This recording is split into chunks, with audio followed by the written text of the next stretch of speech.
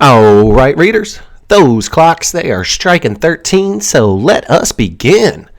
This week, we've got Bluebeard by Kurt Vonnegut Jr. Oh, praise the good Lord above, we finally get to talk about Kurt Vonnegut Jr. In my humble opinion, he is the most underrated writer of all time. Now, people read Kurt Vonnegut, but for the most part, they just read Slaughterhouse-Five and Breakfast of Champions, and that's it. They forget about his full body of work, and I can honestly say, and I can't say this about all of my favorite writers, that he has never written a bad novel. Oh, every one of them are just so rich, so full of life, because he doesn't just have one story to tell. In his books, one common theme is always, there are no unimportant characters. He fleshes out everybody. So his books are kind of a mad, humble jumble of daily life. In his books, you're not just going to get what the character is doing in the story. You're going to have his past. The character's past are as alive to them as your past is alive in your daily life. You're going to hear about his loved ones, his children, his occupation, his hobbies, everything he does, and the characters around him do. They're all going to be there. They're all going to be laid out for you. Bluebeard is no different. This, of course, is the autobiography of Raybo Karabekian. Good old Raybo. And another thing about why Vonnegut is underrated, this book is funny. All of Vonnegut books are funny. Mark Twain, and deservedly so, is known as America's great humorist, satirist. He deserves that title. But nobody puts Vonnegut up there with him. And Vonnegut stands on Twain's shoulders and carried that humorous, satirist mantle proudly into the 20th century. Look, in all of our entertainment, we want funny. We like a song that makes us laugh. We want a movie that makes us laugh. We want our sitcoms to make us laugh. Hell, if we're watching a movie that's a drama, we still want that ditty of a joke thrown in here or there so we can get a nice little chuckle, ha-ha. We don't demand that from our books. And whether we want it or not, Vonnegut gives it to us. A Kurt Vonnegut novel may as well be an hour-long comedy stand-up special. The whole thing, cover to cover, he's going to throw punchline after punchline after you, and he's really the only writer I've ever encountered, outside of Twain, that has the ability to do that. And that's why I don't get why he is not more widely read. I mean, when you talk to other people that are readers, most of them don't really read Vonnegut. And it always leaves me with my head scratching. So I try to shove it down their throats like, please, read Vonnegut. It doesn't matter which one. I mean, sure, you can read Slaughterhouse-Five or Breakfast of Champions. Those are the most popular too. But read anything. It doesn't matter. Pick up Palm Sunday, which is the closest thing to an autobiography of his own life he ever wrote. It's still funny. It's still engaging. You learn about his family history. I'm droning on. All right, I got to get to the normals. I'm going to get through them quick this week. New York Times bestsellers. Big easy list. Number 1, Goldfinch, done moved up. Sycamore Road, done moved up to number 2. Both of those. 13 weeks straight on the list. Drop In is The Invention of Wings. It goes down to number 3. Do we got to do new releases? All right, fuck it. We got to do some new releases. Some notable new releases this week. You got Black Rose by Nora Roberts. You got BJ Novak's new One More Thing. If you like Maya Banks, she's releasing Letting Go. And then you got Crest by Marissa Meyer. And please, if any of these are one of your favorite authors, please go out and get them, support them. If you don't buy them, they can't write them. Now then, Bluebeard by Kurt Vonnegut. Shit. All right. We got to go to a quick word from our sponsor. We're going to delve into Bluebeard by the oh-so-great Kurt Vonnegut right after this.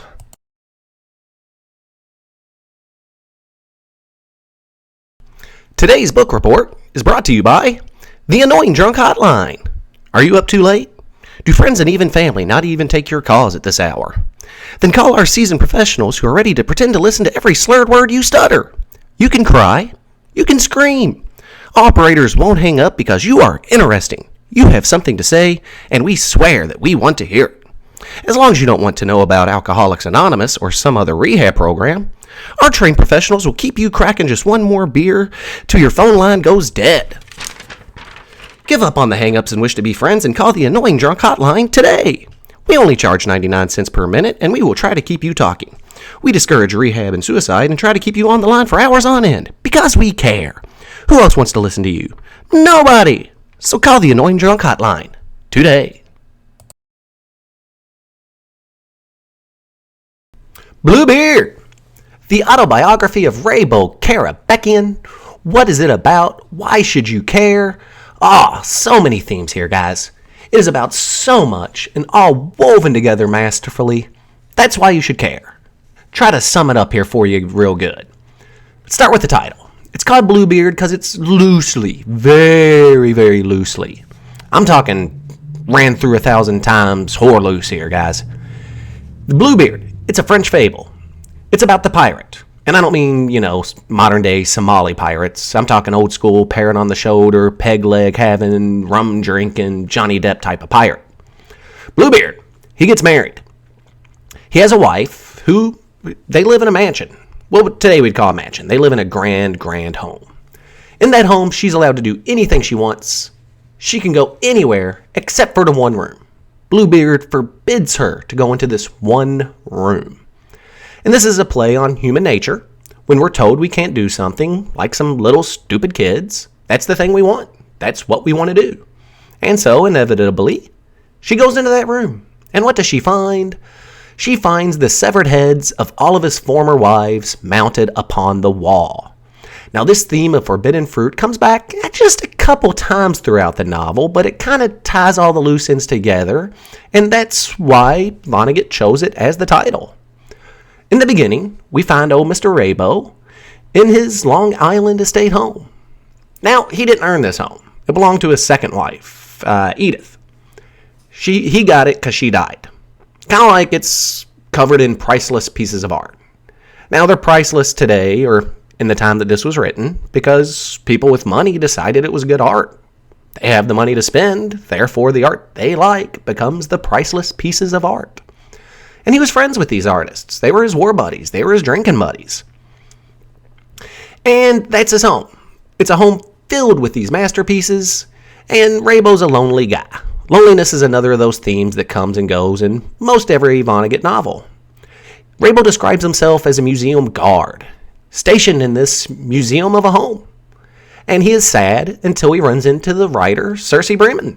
She kind of injects some life into him. She gets him to write an autobiography of his life, which this novel is. Now, the story of Raybo really starts with the slaughter of the Armenian people by the Turkish Empire. This leads to another theme of this book, survivor syndrome. Survivor syndrome is, of course, when your fellows die and you feel guilty for having the burden of life. Why were you chosen to live when so many others died? His parents, the Armenians, their fellows, their neighbors, their friends, their family, were all killed by the Turkish Empire. One parent survives by hiding in a well, another by hiding under the corpses of their fellows. But they do survive. They migrate to America. And during the Depression era, they raise Raybo Karabekian. Now Raybo's got some flair as an artist, so they write to a fellow Armenian American by the name of Dan Gregory. He's a famous painter. He paints sections from different books, and he's made a name for himself, made some good money. And Raybo ends up he gets accepted as the apprentice to Dan Gregory. So he's flown off to New York to learn under this master painter who's also a fellow Armenian. Now it becomes clear that Dan Gregory never looked at his work. He never read these letters from Raybo and his mom. That was all work of his mistress, Mara Lee. Now, Dan Gregory's a dick. He doesn't treat Mara Lee well. He doesn't treat Raybo well. But here's where kind of Bluebeard comes back into play. Dan Gregory forbids Mara Lee and Raybo both from going to the Museum of Art. As an artist, he sees the museum as an affront. He sees it as an atrocity. He doesn't like that museum, and he forbids them forever going. So, of course, Raybo and Mara Lee go to the Museum of Art. And, of course, they are caught by Dan Gregory. Now, it's kind of a weird section, because they feel this, heated lovers' passion for one another, being caught in the moment. So much so that Mara Lee invites him to his bed. She takes Raybo's virginity. And this is a moment that Raybo fantasizes about. He romanticizes about it throughout the novel. But he doesn't get to relive that encounter because he is cast out of Dan Gregory's home forever. Now, Raybo has no friends in New York at this point. He's a young man wandering the streets lost. And so he signs up with the army. He goes to war. The war, the Great War, World War II. And this is where survivor syndrome comes back into play. Raybo, of course, does lose an eye, but he survives the war when so many better men than himself were killed off. He watched them die. So he comes home with the survivor syndrome, and he gets married. He has 2 kids. But this is where Raybo, it shows the fuck up he is in the beginning and that he will live on to be throughout his life. He's not a good husband. He's not a good father. Kind of learned all that from Mr. Dan Gregory. He doesn't spend time with his family. He finds fellow war survivors and also fledgling artists. They find common ground, and so they go to the local tavern and they drink. I mean, they consider themselves artists, and they think they're talking about art and how to become great artists, but in the end, when Raybo looks back on it, all they did was get drunk. They get drunk so much, and he makes so little money, that Dorothy leaves him. She takes their 2 kids that grow up not to even talk to Raybo. She takes them and leaves. And again, the women are the strong characters here. Dorothy sees that her husband is not fit as a father, so she takes the kids. She does what a mother does. She has that instinct of protecting her young. She goes off to find a better life for them. And now Raybo, without any ability or really, his fellow artists did become great artists. Just because people with money found their art to be good. And that's the thing about art that Vonnegut's really commenting on here, is that it doesn't matter if the art is eye-pleasing at all. Those with the money who can spend money on art, they decide what is priceless. I mean, think of the statue David. If no one was willing to pay anything for it, it would be worthless instead of priceless. He furthers this by showing Raybo's own art. Raybo paints purely and solely in a paint, the newest paint, by the way, the newest technology, the newest fad, Satin Duraloo. This is the paint of choice by Raybo. Only he didn't know then is that in a few years, it was not going to hold to any of his canvases. His canvases sit in a basement with his art, fallen from it, sitting at the base, gone forever. Everything that he painted, it's just a blank canvas now.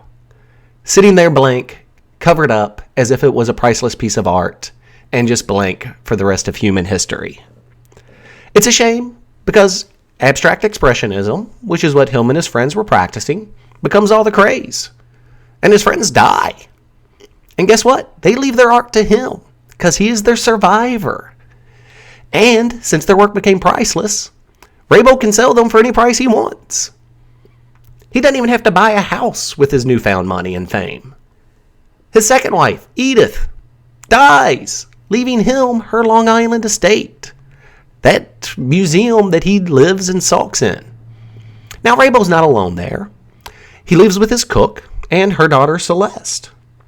This is where Vonnegut kind of brings in youth and the blissful ignorance of youth. Celeste and her friends have no memory of World War II. As a matter of fact, the only way they can see World War II is through the movies. And Raybo watches it and predicts nobody will believe that it was babies who fought that war. Because they see actors, older men, playing the parts of young men, kids, babies. Those were the ones fighting, not the older men. The babies were the ones fighting. But Celeste and her fellows, not her kids, Celeste is the kid, they don't have any memory of this. They just see it glamorized on the movie screens. And this is also where Vonnegut chose an Armenian to be the title character. That slaughter by the Turkish Empire is all but forgotten. I'd never heard of it before I read this book, but I looked it up. It's real. It happened. And this is another common theme of war throughout Vonnegut's novels. He fought in World War II himself. He himself obviously survived and went on to be a famous writer. And he always looks down on war. It's what his most famous work, Slaughterhouse-Five, of course, was an anti-war book. This book can kind of be seen in the same light, but not really. It's more of just the memoirs of a drunken old fuck-up of a man, Raybo. He gives up the drink, but through no sheer talent or will does he actually inherit or get and gain anything. He wouldn't even be writing these memoirs if not for meeting the writer Circe Bremen. She's a strong character. She is the strongest character of the book. It is thanks to her she pushes him to write this autobiography. Unbeknownst to himself, he does find out later on that she's a successful writer. And she is cursed for corrupting the youth with her novels.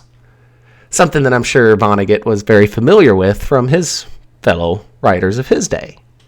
All right, we got to take a break real quick, guys. Going to get to some more themes, some more good stuff from Vonnegut's Bluebeard next.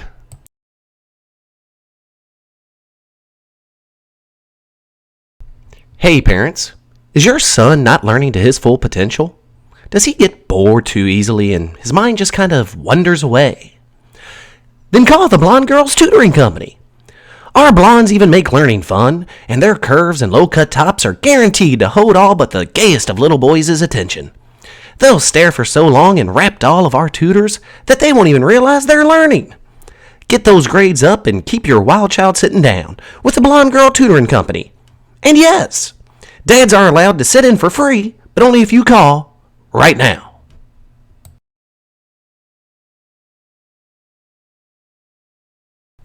Alright, real quick before getting to the end and what's in the potato barn, a couple more quick little things. For the constant Vonnegut readers out there, you know that another one of his central themes in a lot of his books is the loneliness of the human condition. Here again, he expands on that theme of why we join universities, why we join the army, why we go to our jobs, why we join clubs. It's all just an act of trying to expel that damned loneliness of the human condition with some human contact of others with similar interests.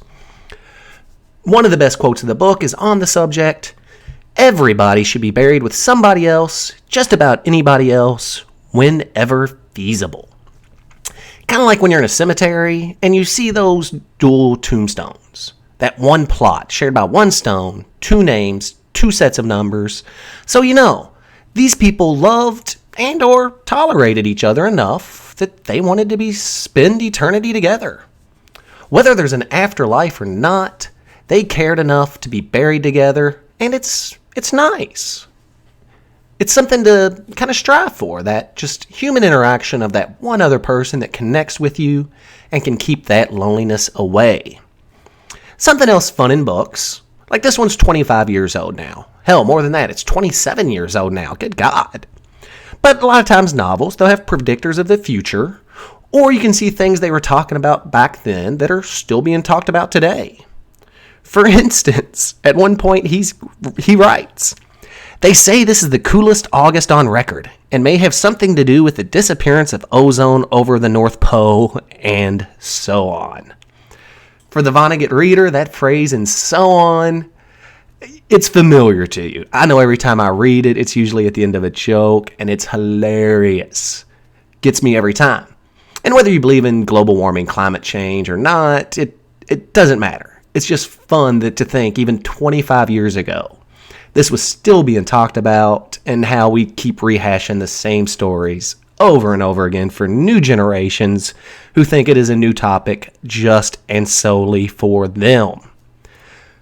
Such is the case with real estate.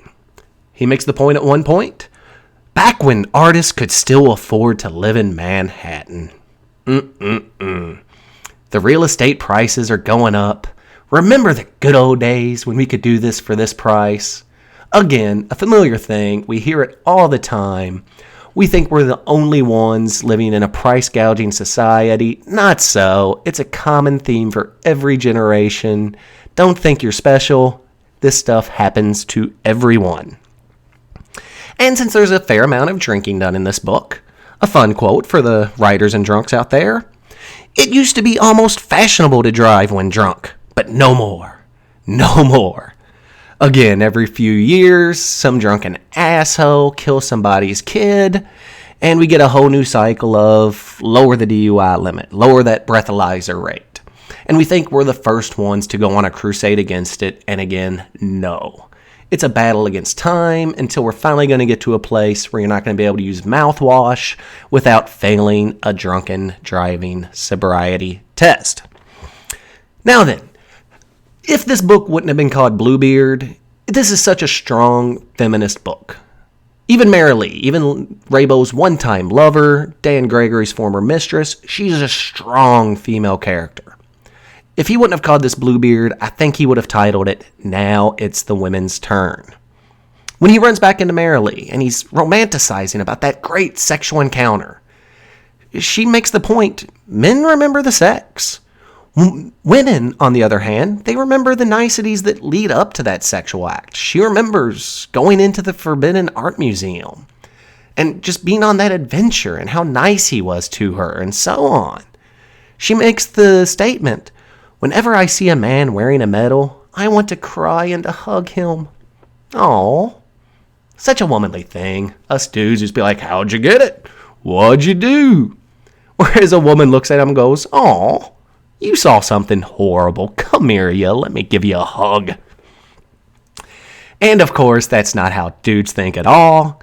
He makes the point, why should a real man stay at home when he could be raping a virgin continent? And again, that common news cycle that keeps coming up. Are we raping the Middle East for their oil and their resources? Probably. But it's nothing new, folks. This is not our generation's battle. It's something that has constantly been going on. It's a constant theme that keeps getting rehashed and relived throughout. Now, I've commented a couple times on how Raybo felt like he lived in a museum. Cersei saw this, and she wanted to be nice. She wanted to bring his home alive. So back to that theme of one room. Cersei takes one room and remodels it, and she kills that museum feel. She adds greenery and wood paneling and new pieces of art. It feels alive. You walk in and you know people live here. This isn't a place of death. This is no longer a museum. This is not a place for the past. This is now a place for the present, a place for someone to live in. Raybo goes fucking nuts over this. He can't believe it. He is livid. It gets to a heated argument to a point where Cersei doesn't want to be there anymore. She storms out and leaves. His friend, Paul Slazenger, can't believe she's gone. He's ready to leave. Raybo's only companion for years is live-in cook, whose name is Allison White, by the way. Raybo doesn't find that out. Cersei has to tell him. He never knew her name. He just always called her Cook. Her and her daughter Celeste, they leave. They no longer want to live in a lifeless museum. Not without Cersei. She brought the place to life. She made it fun. She made it alive. Without her presence, they want nothing to do with the place. So Raybo, at the end of his line, probably close to the end of his life, he needs Cersei back. He doesn't know how to lure her back, but he has that one weapon. He has that forbidden fruit, that apple on the tree of knowledge. He has what is in the potato barn. So he makes the agreement. Cersei, if you come back, I will let you into the potato barn. Now, she's still hurt. She's a woman. She's an emotional creature. And she can't help it. When you're going to be shown that forbidden thing, that one thing you want to know, and you've always been told, no, you can't know it. It's too much. She has to know. So she comes back. And it's kind of a nice little ceremony. Them walking out to the potato barn. Raybo unlocking all 6 of the padlocks to let her in. And Raybo doesn't even go here anymore. This place is musty. Inside the potato barn, there's a long canvas. I believe it's 24 feet long. It's something like that. I don't have the numbers. I'm not going to fact check. Anyway, we'll call it 24 feet. It's a long, huge painting. And Cersei, she's kind of shaking. She doesn't know if she even wants to pull it off or not. And don't worry, folks. This painting was not done in satin durelu. It has not fallen apart. This is Raybo's one piece of art that has withstood time and is still there. And it's a war memorial. He was a prisoner of war, much like Vonnegut himself was. And on the canvas, his grand painting, Raybo Karabekian's masterpiece of his entire life, was 24 feet of survivors of the war. 5,219 survivors. All done in detail. All of them there. Gypsies, Polish, maybe not Polish, they were Jews. The Germans didn't really leave a lot of them. But all the people that the Germans had conquered, Americans, everybody, Japanese, not Japanese, shit, they were on the German side. Shit, you know what I'm saying? All those prisoners of war, once Germany had saw that they were going to lose, they just let them all go. So that's what Rabo painted. The survivors. Kind of like himself, a survivor. He's there. He's in his own painting. People throughout his life, he paints them into the painting. Because he doesn't know all the people, but he wants to paint everyone individually. He paints their fingers, their hands, their outfits, their chains. He puts Mary Lee into the painting. He puts his drunken friends into the painting. He puts his wife and his kids into the painting. Everything is there.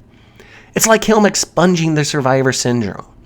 Not only should he be celebrated, but everyone that could survive such a horrible thing should be celebrated and should live for all time in some form of art that is not just going to fall off a canvas and be lost for all time. It should be memorialized. It should be remembered. And that's what his masterpiece is. The survivors of the war.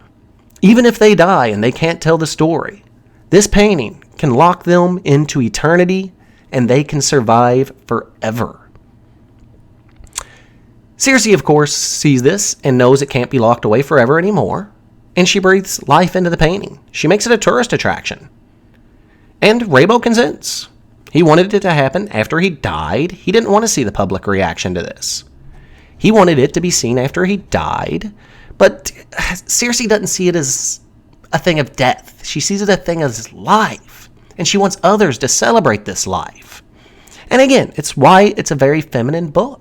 You have these strong women characters around these dudes who are just fuck-ups and warmongers and destroyers, not livers. Now, dudes, don't get scared. Even if women take over, they'll keep us around. They'll need somebody to open the pickle jars and get stuff off the top shelf in the closet. But now it's the women's turn.